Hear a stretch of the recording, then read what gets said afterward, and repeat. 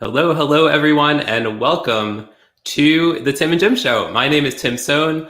I'm here in the woods in Northeast Pennsylvania with the bears and the turkeys, and delighted to be here for today's show. And Jim, why don't you introduce our guest and yourself, and we'll roll Yeah, from there. I'm Jim Fuse from I'm not saying I'm from living in Marietta, Georgia, in my basement studio, which is always nice because it's quiet down here. I can see the sun's outside. I do have a window off in the distance, and we're excited to have who I found out before the show, a former Marietta liver as well, Linda Rey, who is your small biz cheerleader, and you Thank can follow her you. out there as Hey Linda Rey, and actually. Linda and Tim met at Social Media Marketing World, and that's part of how all of this started. So tell us a little bit more about yourself, Linda. Thank you. Well, my name is Linda Rey, and my company is Aurora Consulting. My partner and I, we actually started two businesses, Aurora Consulting and Bridge Street Business Plans. My background is 30 years in the insurance industry. Yes, I was 9 when I started. And so if there is an insurance policy out there that exists and I haven't sold it, I don't know what it is. Okay. I'm still a licensed producer. I owned an agency. I sold my half of the agency. My partner Trevor retired from residential mortgage lending, and we started a commercial financing concierge brokerage service to help small businesses expand their enterprise. And then COVID hit. So we're managing. We became overnight experts with the SBA disaster financing, and helped about a few dozen business owners, and secured over $2 million of funding for businesses to keep going and honor their ambition and expand their enterprise despite this chaotic crisis we're going through. So that's just a little bit about me. That is amazing, and we're so happy you're here. And we want to thank everyone who's tuning in, no matter where you are, no matter what time it is. We're so happy you're here. And today we're going to be talking about business planning to survive and thrive beyond COVID. And I'm looking to forward to the day when we get beyond COVID, as I'm sure we all are, right? Yeah, new normal. The The new new normal. normal is a world with COVID at this point. Yeah, Absolutely. for sure. So, Jim, do you want to ask the first question here for Linda? Yes. Ooh. What was the business financing situation like before COVID? Well, so I'm glad you asked. I Ooh, love that we could question. actually say BC. How about that? BC. Oh, that's right. Well, so with it, I'm going to only speak from my experience being in the commercial financing world and helping businesses secure financing. Most businesses pre-COVID, they were looking for financing, business financing, to expand their business, to expand their enterprise. So we love working with ambitious entrepreneurs because it was, a win-win. So the thing is, though, with the financing and the businesses pre-COVID, there was still little tiny mishaps and challenges that businesses faced without knowing it until they were faced with all the lender questions and the process of securing the financing. And it's, a barrage of questions, and there's a litany of issues that come up, and it's not an easy process, which is why we were successful with helping businesses that just wanted to make sure that their possibility of having a loan approval was increased. So what are the things that happened? There are questions the lender would ask that the business owner would have had available to them if they had had a business plan or a marketing plan. Okay, there's the cliffhanger. Spoiler alert. That's what we were dealing with.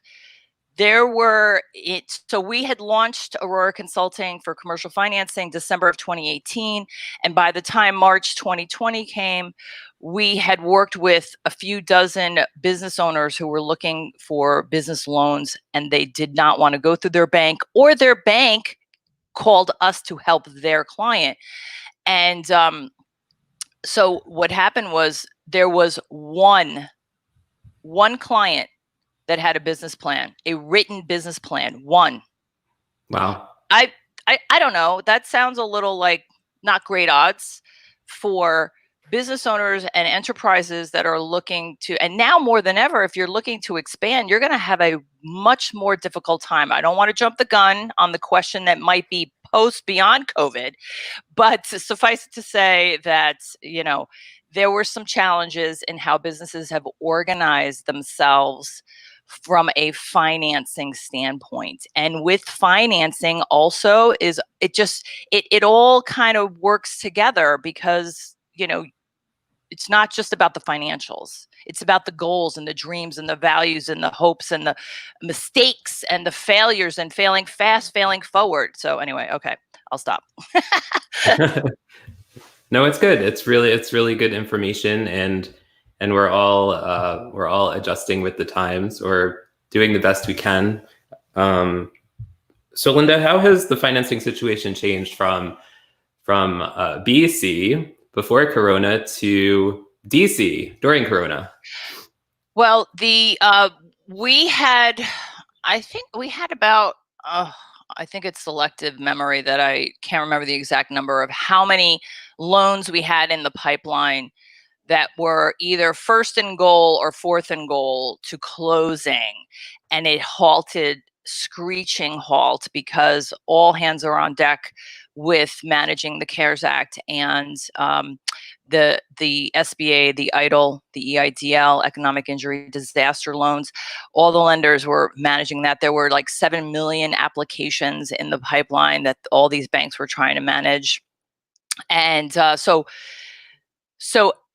we haven't recovered with any of those loans to continue or resume what we were trying to accomplish for those businesses, because ultimately most of the businesses were shut down.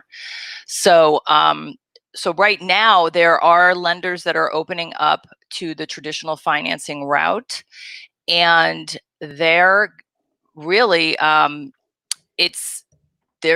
you can expect it to be even more difficult to get a loan if your business is not organized in a way to present to them. How are you going to pivot if this continues? How are you going to survive? How are you going to handle your employees? There's just so many different things that the banks are ready for you to perhaps default on the loan or not make it. So you have to prove to them that you can make it and that you will make it, and this is how we're going to make it. And I think it's also been a big change too, because my wife and I both run businesses, but even talking to a mortgage lender, the mortgage process is getting harder for approval.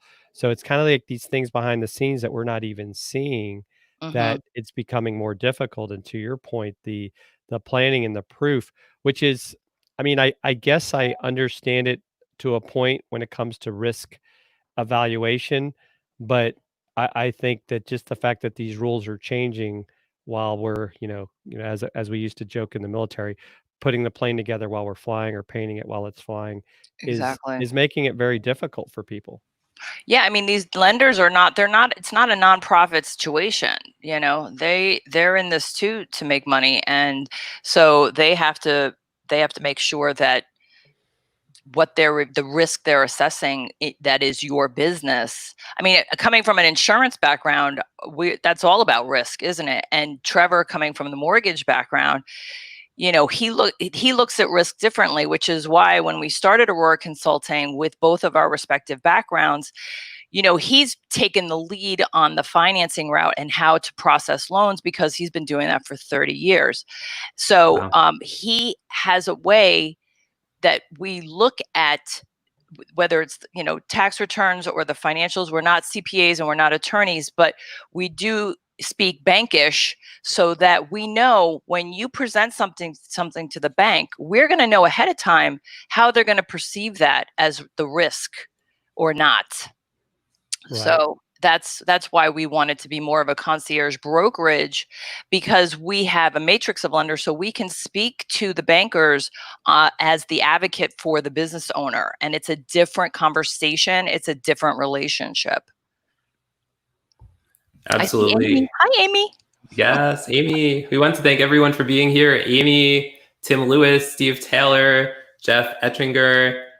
Make anything easy. So many people watching from so many places. So thank you so much for being here. Let us know what questions you have for the amazing Linda Rey. Oh my God, stop it. Go on. No, really, go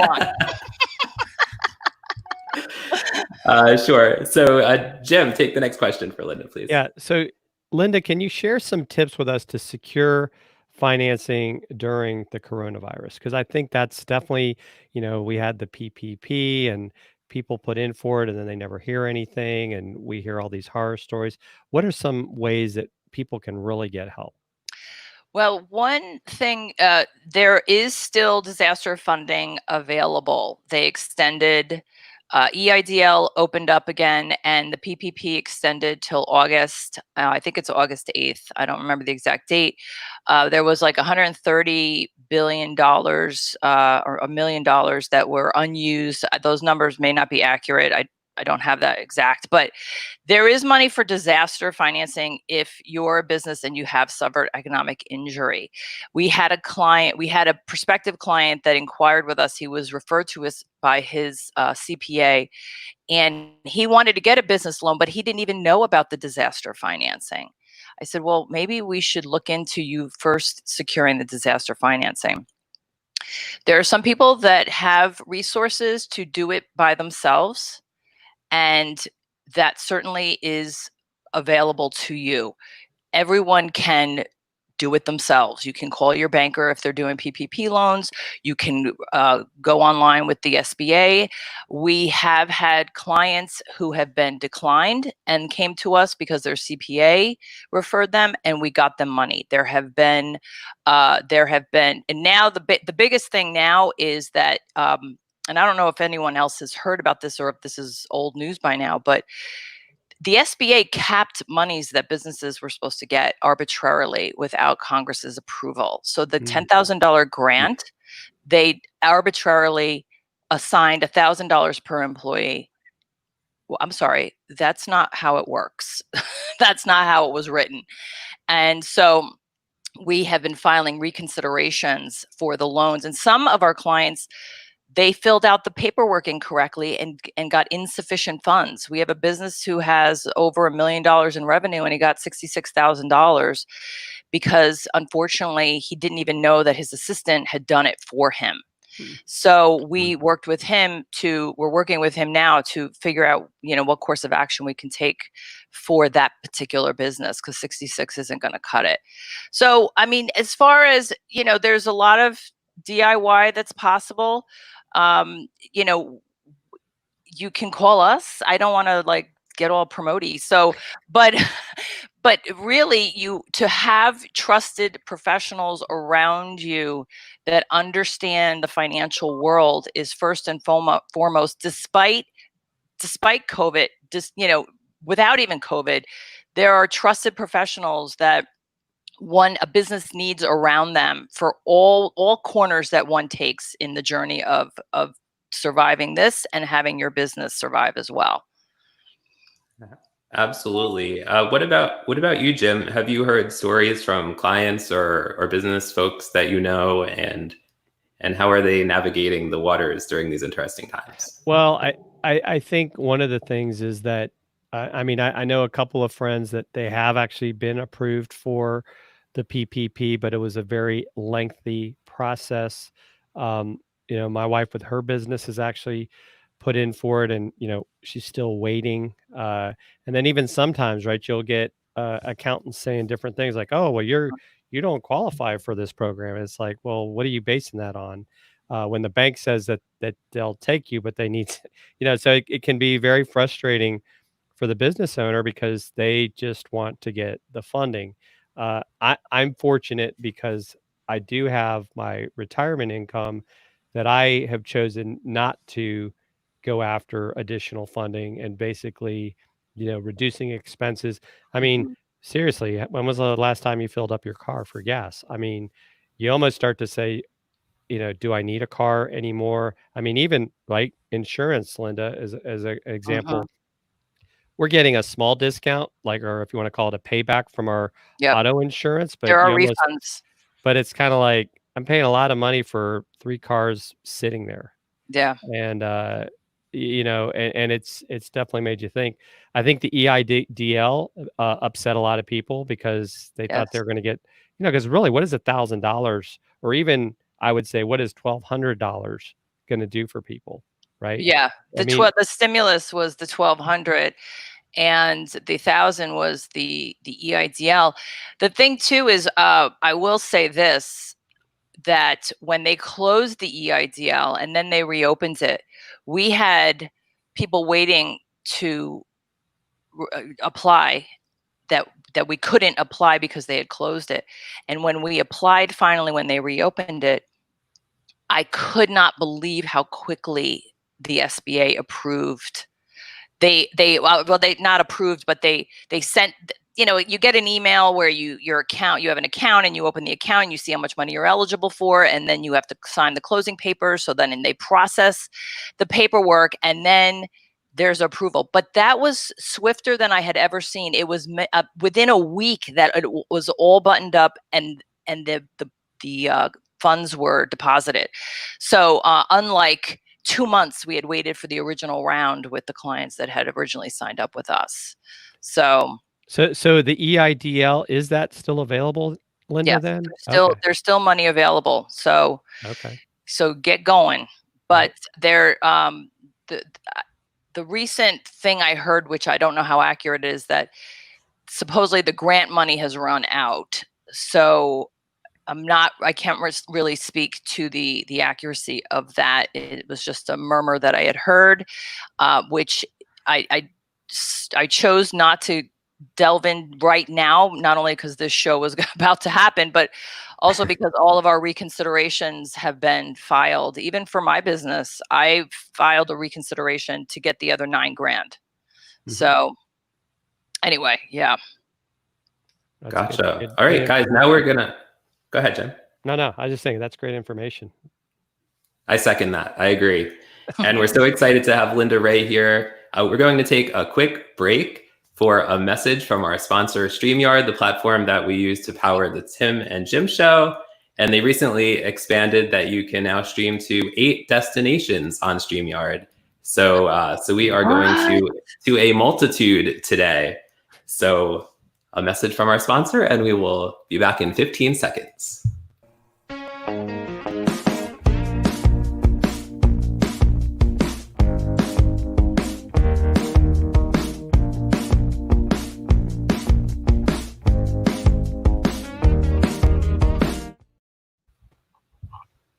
That was fast. And we are back. Wow. That's about 15 seconds, right? That is. I'm trying to start a watch party, and I had to reset everything, so I can't get it on my phone. I'll have to do it after the show. All good. It's all good. So Linda, talk to us a bit about marketing plans. They're critical now more than ever. What exactly is a marketing plan, and how can, for people, some people might not even have a marketing plan. How could they get started doing something like that? Well, so the thing with a marketing plan, one thing I want to offer the viewers at home, if you go, there's a business plan basics outline that I have available to anyone who wants to find it on bridgestreetbusinessplans.com. And part of having a marketing plan, if you have a marketing plan, you can actually put it into the business plan as well, and then have it all together. And the thing, we created Bridge Street Business Plans because of the fact that our clients, none of them except for one, had a business plan. And a business plan is just going to solve a lot of problems, not only when you want to secure financing, but it's one of the 3 reasons you should want to create a business plan. If you're securing financing, if you want to get investors for your business, and maybe the most important one of all is only for yourself, for a roadmap, for a guideline, for you to know when things get tricky, how you can be flexible and pivot within your business and just have it available at any time, which if now wasn't a time more than ever to experience that firsthand and how that comes into play. I don't know when is.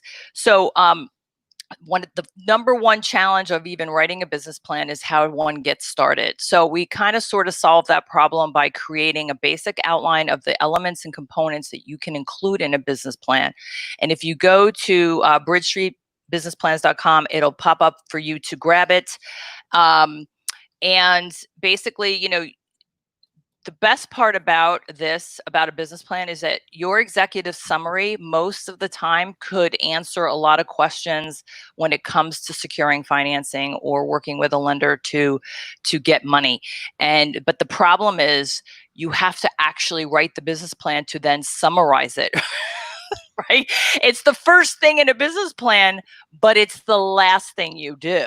So, but the basics of a business plan is your company strategy, and part of that is going to be what your sales and marketing tactics are. What are your strategies with how you're going to promote your business? I think it's fantastic if you don't have to do marketing for your business. If word of mouth, because you've been in business for a few decades, is how you run your business and how you keep money coming in, hey, mad applause, golf clap, okay? But some businesses can't survive that way. They have to do marketing. And you gentlemen are in the marketing business. We know so many professionals that help with marketing. You don't have to do it alone. How we met Tim was through Christine Gritman. She's a DIY strategist. You don't have to pay thousands of dollars to get a marketing plan going or to get elements of how marketing works for your business. You can figure it out and then manage some of it yourself. But I think with the business plan, the challenge is just like, well, how do I do it? What's enough? What's too much? What are some of the details that I would include? And I think one of the other tricky parts that I have been pontificating about for decades is politely stalk your competitors, please. It's not a bad thing. It's a good thing. And, interdependence is how we build ourselves to be our best selves and how we improve. But you can't improve if you don't start somewhere. So anyway, I could go on and on. But I don't know. Does that answer the question? It does. It does. Well, it does, and I think even when you think of marketing plans, I mean, look at how people have had to change how they market over these past 4 months, right? I mean, things that would have maybe worked before, things like maybe digital billboards. Well, if nobody's out driving, seeing your digital billboard, one, why are you maybe still paying for it? Are you doing things like getting back to basics, email marketing, text message marketing? Do you even have a list? Yes. And I Everyone's think talking about email list. Yeah. that's what I think has hurt a lot of businesses is they never planned for that. Right. No pun intended. Well, that's our email. So Jim, you play on words. The email is plan@bridgestreetbusinessplans.com because you got to drive it home on how important this is. And the thing is with a business plan, it's a working, living, breathing document. It's not you do it and then put it in a drawer and forget about it or it collects dust somewhere. You definitely want you want it to be flexible so that you can change things, how you run your business and the certain things that are available. Live streaming. Who's talking about live streaming? Everyone's talking about live streaming because we're doing it more than ever because that's how we can communicate with each other. Well, how is live streaming now a part of your marketing plan? Maybe it wasn't before, but that's okay. So now you can put it in because you've experienced a little bit, and it's so critical to at least start it. And even if forget about our website and the basic outline we have, if you Google how to create a business plan, it's crazy the free resources that are out there, the templates that are out there. Yes, you may be bombarded by sales funnels and clickbait stuff for you to then sign up for something, but there are tons of free resources to at least start getting some semblance of order with all the elements of your business. There are so many moving parts of a business. We all know this. So, just and work with somebody, get an accountability buddy, get another accountability junkie who is fearful or challenged with being detail oriented with this type of task, this type of chore, and just every week do one thing in your business plan. Because if you look at the Bridge Street thing, you have company overview, and then we have value statement, vision statement, mission work on one thing a week. And it doesn't have to be a dissertation. It could just be a summary, and then you can have someone help you review it to see if it encapsulates everything you want to share with the world. Absolutely. And we would love to know, you guys and gals who are watching, do you have a business plan? Do you have a marketing plan? And do you update it on a consistent basis? We'd love to know that.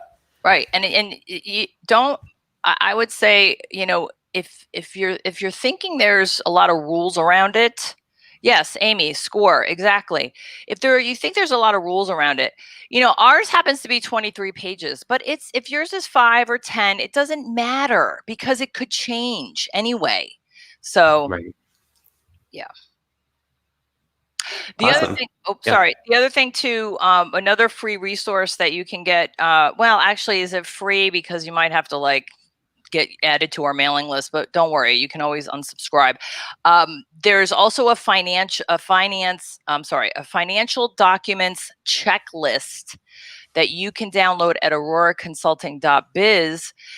And that's going to show you, and it's not as exhausting as what this looks like, but it's going to show you the various documents that you would need if you were going to secure financing. And that is helpful to know what our lenders looking at if you were ever needing money. For disaster, separate. But if you ever need money, this documents checklist will at least lead you in the direction of where you should be looking for information they'll look for. That's awesome, Linda. And if you want to drop any links in the comments to any of these resources you have, please feel free afterwards. I will. So thank you. Awesome. So Linda, tell us how people can find out more information about you, website, social media, best place to get in touch with you to learn more. Yes, thank you so much. Our commercial financing brokerage website is auroraconsulting.biz, AURORA consulting.biz. I know .biz isn't trending yet, but it will. And Right. then the business plans website is bridgestreetbusinessplans.com. I know it's a little long, but it tells you everything of what we do. So boom. And my handles for Twitter is Hey Linda Rey, Instagram is Hey Linda Rey, Pinterest. Oh, I don't even know. I think Pinterest is Hey Linda Rey. LinkedIn is Linda Rey, REY. Facebook is The Linda Rey. Facebook is Aurora Consulting LLC. So I think, did I miss anybody? I think that's it. I think can find that's pretty substantial networks there. Yeah. Awesome. So Jim, do you want to wrap up the show and tell people who our guest is next week? Yeah. Well, first of all, Linda, thank you so much. It's some great information. If you're watching on replay, if you've got questions, make sure to put them in the comments, and I'm sure Linda will be happy to answer some of those questions. But next week, we are excited. We're going to have Bree Anderson. We're going to be talking about SEO. She is a SEO guru, has worked with a lot of brands, and so it's going to help us all get found, because we don't always get found in the Facebook search bar, believe it or not. True. I just want to say thank you, because I know I'm usually watching you guys and typing comments. So it's been really fun to see you and hang out with you. And thank you so much for inviting me. I really, really appreciate it. Great having you. Thank you. Thank you, Linda. And thank you to Christine Grimman for connecting us. Yes. Christine. Have a great week, everyone. Bye.